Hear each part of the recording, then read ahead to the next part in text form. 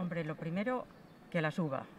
Es que estoy totalmente en contra de los políticos, de todos, vaya, porque creo que me parece totalmente injusto y que no es normal que por el hecho de ser político y no cotices y además, bueno, luego estés ahí X tiempo y tengas derecho a una pensión. Con 700 y pico euros, pues tener una casa y pagar un alquiler, o tener una casa y mantener una casa con la electricidad como está puesta y como está todo.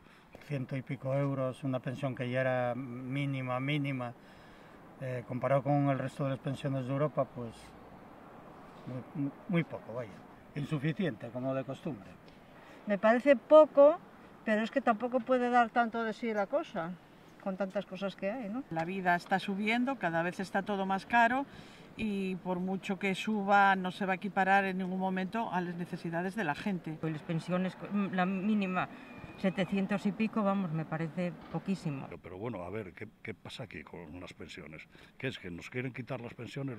Yo coticé 46 años, ¿eh?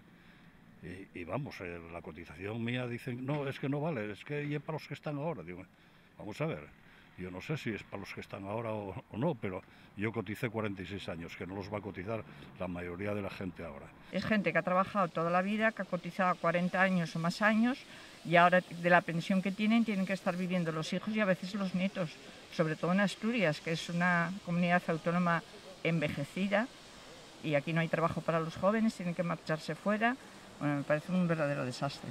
Que las va a subir de verdad, eso hay que, a ver, no es muy, porque lo que dicen un día, otro día no lo hace, con lo cual no es muy creíble. Entonces vamos a ver qué pasa.